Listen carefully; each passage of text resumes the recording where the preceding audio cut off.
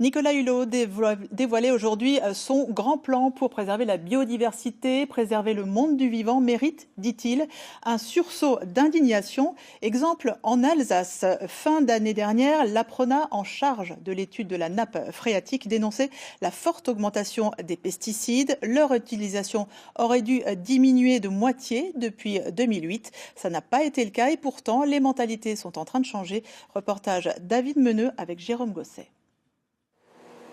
Le soleil n'est pas encore levé. Ce matin, les conditions sont réunies pour traiter.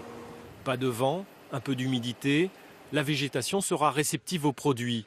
Un herbicide pour éliminer la concurrence avec les jeunes pousses de maïs. Rémi Heim a investi dans le high-tech, de la pulvérisation assistée par ordinateur. Avec le GPS, avec ce pilotage, on peut aller un peu à l'aveugle pendant la nuit et donc faire du travail de meilleure qualité. Là où c'est traité, il ne retraite pas, il coupe automatiquement.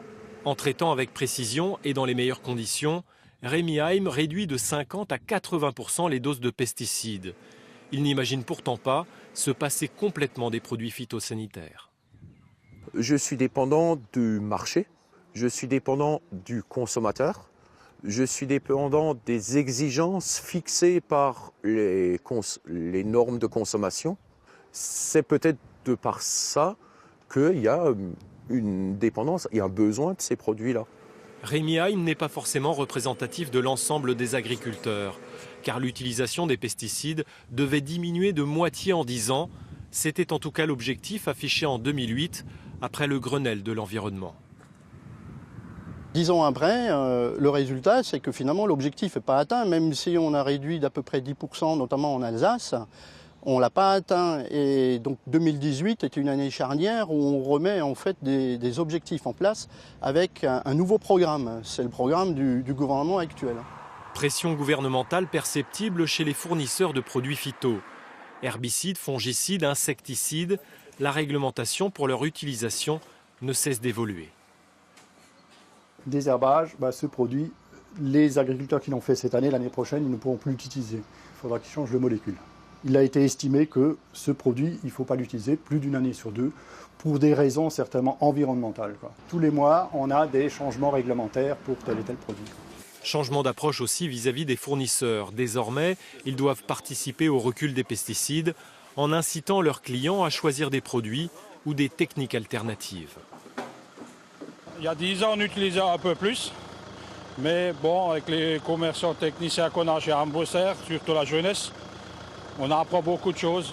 Ils nous montrent pour beaucoup réduire les produits phytosanitaires pour l'environnement. Et les gens de la ville qui n'acceptent pas les phytosanitaires, ils le voient toujours en noir. Et ça, c'est pas toujours évident. Parmi les techniques alternatives, la hercétrille, la bineuse et la houe rotative. La ferme Gartfeld pratique le désherbage mécanique depuis 10 ans. Matériel financé en partie par l'agence de l'eau. C'est moitié moins de pesticides utilisés, mais c'est plus de travail. Je m'en sors pas mieux qu'en faisant du tout chimique. Mais seulement j'ai des avantages. Un binage vaut 2 arrosages, ça aère la terre. Ouais, c'est beaucoup mieux. Et après, comme je dis, j'enfouis l'engrais encore, je bine l'engrais pour qu'elle ne soit pas à l'air libre. Il y a ces avantages-là.